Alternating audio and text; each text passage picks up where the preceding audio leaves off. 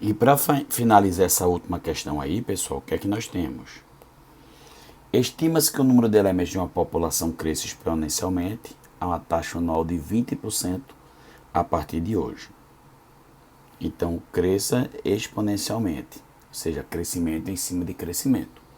Como se fosse uma ideia de juros compostos. Claro que isso aqui não tem nada a ver com juros, porque é crescimento populacional, mas a ideia é a mesma. É crescimento sobre crescimento.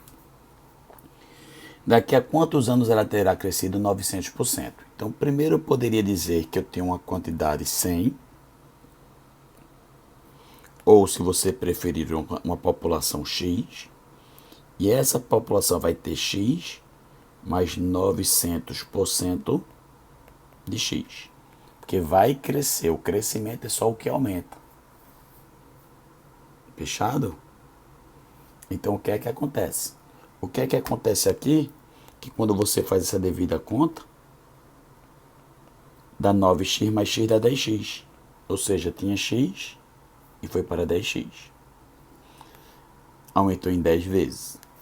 Então, quando você tem uma população X e a todo ano ele aumenta de uma taxa aí, então toda vez que você quiser aumentar de uma taxa, nós já falamos algumas vezes que multiplicamos por 1 mais a taxa. Então, após um ano, 1 mais a taxa.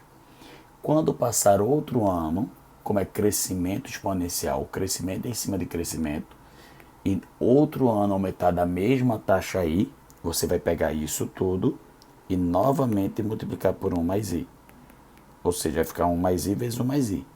Após 2 anos, vai ficar 1 mais i o quê? Ao quadrado. Após 2 anos. Se fosse após 3 anos, ia ficar 1 mais i ao cubo. E após uma quantidade t de anos, vai ficar 1 mais i elevado a t. E esse resultado final vai equivaler a 10 vezes a população. Então, só eu montar aqui poderia ser um problema para a prova do Enem. Se nós observarmos, esse x é um fator multiplicativo. Ele aqui multiplicando pode passar dividindo. Por isso que eu disse para você que você poderia sugerir qualquer valor, porque ia anular. Então, teria 1 mais i elevado a t igual a 10. Quando você se depara com isso aqui é uma igualdade com valor desconhecido, é uma equação. Que tipo de equação é essa? Equação exponencial, porque minha incógnita está no expoente. E como é que a gente resolve uma equação exponencial? A primeira tentativa é fazer algo desse tipo. Tentar escrever como igualdade de potência da mesma base. Mas se você não conseguir, inevitavelmente você vai usar uma ferramenta chamada de logaritmo. Tá? Como seria? Deixa eu te falar aqui rapidamente e fazer um lembrete. Então vamos deixar isso aqui só um minutinho estancado para fazer uma revisão aqui. Muita gente se aperreia com logaritmo e a gente vai ver a aula de logaritmo ainda, tá, pessoal? Então não tem que se preocupar com isso. Mas vamos fazer esse exemplo para a gente ficar familiarizando. Se eu dissesse para você que 2 ao cubo é 8, você não questiona. Quando eu escrevo que 5 ao quadrado é 25, você também não questiona. Então, nessa potência, quem é o expoente da potência? 3. Quem é a base da potência? 2. O expoente de uma potência, ele que é o logaritmo. Então aqui, ó, 3, ele que é o logaritmo. O expoente dessa potência, qual a base do expoente da potência? A base é 2.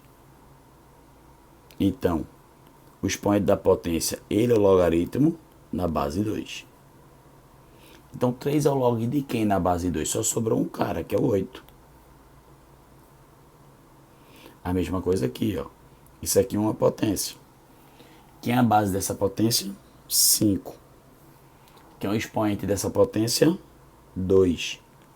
Então, o expoente da potência, ele que é o logaritmo.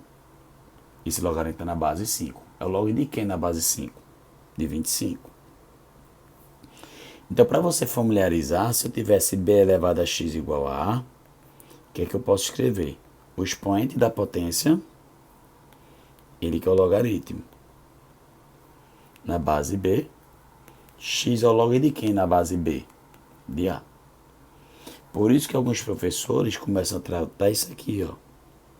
B elevado a x é A, 5 ao quadrado é 25, 2 ao cubo é 8. Essa relação aqui que a gente está vendo foi a relação que mais se precisou para resolver as provas, os problemas de logaritmo da prova do Enem. Além dessa relação, se você guardar 3 propriedades, você consegue fazer a maioria dos problemas. Primeiro, a primeira coisa que é importante você falar é o seguinte, ó. Se eu te dou uma raiz e não indico qual índice, a gente sabe que implicitamente esse índice é 2, né? É uma raiz quadrada. Então, se eu dou um logaritmo e eu não especifico a base, essa base é 10. Por exemplo, log de 2. Em que base, se eu não dei, é 10. Tá certo? Se eu faço log de 7, se eu não dou a base é 10. Isso é uma convenção. Então, só voltando. Uma das primeiras propriedades do logaritmo, se você entender, fica mais fácil. Para que surgiu o logaritmo? Para transformar operações mais complicadas em mais simples. Então ele pegou uma multiplicação e transformou numa operação mais simples, que é uma soma. Daria o log do primeiro mais o log do segundo. Se uma multiplicação ele transformou numa soma, a operação inversa da multiplicação é a divisão. Então ele vai transformar na operação inversa. Vai transformar numa subtração. E a terceira propriedade do logaritmo, que é muito comum você aplicando na parte de físico-química, é se ligar que o expoente do logaritmando, ele passa para frente com um fator multiplicativo. Então esse resultado vai ficar m log de A na base B. Com essas 3 propriedades e essa relação, a maioria dos problemas de logaritmo você consegue resolver. Voltando para o meu problema, o que é que eu tenho? Isso aqui é uma igualdade com valor desconhecido. Eu não consigo transformar para a mesma base. Mas ele diz que a taxa é de 20%. Ó. Maravilha. Então, ao invés de escrever I, vou escrever 0,20. Ou seja, vai ficar 1,20 ou 1,2 elevado a t igual a 10. Isso aqui é um número decimal, 1,2. Na verdade, 1,2 é um número decimal e 10 é um número inteiro. Eu não consigo escrever esses caras como potências de mesma base. Então, inevitavelmente, você aplica o logaritmo. E a dica é o seguinte. Olha os dados que ele deu. Ele deu log de 3, em que base? Se ele aumentou a base é 10. E deu log de 2. Em que base? Base 10. Então eu vou fazer o seguinte. Ó. Se esse cara é igual a esse, então o logaritmo desse cara é igual ao log desse. Propriedade do logaritmo. Esse expoente passa para frente multiplicando. E log de 1,2, eu poderia dizer que 1,2 é 12 dividido por 10. Mais uma vez, como ele omitiu a base, isso aqui é o log de 10 na base 10. Você vai ver que o log de qualquer número na mesma base sempre é 1. Se você disser, eu não lembraria disso, então se você chamar isso aqui de x, 10 elevado a x dá 10. 10 elevado a quanto que dá 10? 10 elevado a 1, então x é 1. O log de qualquer número na mesma base sempre é 1. Log de 3 na base 3, 1. Log de 5 na base 5, 1. E aqui, pessoal, vou calculando. Isso aqui é o log da divisão. E ele transforma a divisão numa operação mais simples. Uma subtração. Log de 12 ele não me deu. Mas eu sei que se eu fatorar 12, por 2 dá 6, por 2 dá 3, por 3 dá 1. 12 é 2 ao quadrado vezes 3. Então 12, eu posso escrever com log de 2 ao quadrado vezes 3. Log de 10 na base 10 é 1. Mais uma vez aqui é um log de um produto. Então vai ser o log do primeiro mais o log do segundo. Propriedade do logaritmo, esse expoente passa para frente multiplicando. 2 log de 2 mais o log de 3 menos 1. Se você pegar no texto o log de 2, ele manda você adotar igual a 0,30 ou 0,3. O log de 3, ele manda adotar como 0,48. Menos 1 igual a 1. Veja que eu vou achar o valor de t agora. 2 vezes 0,3 dá 0,60. 0,60 com 0,48.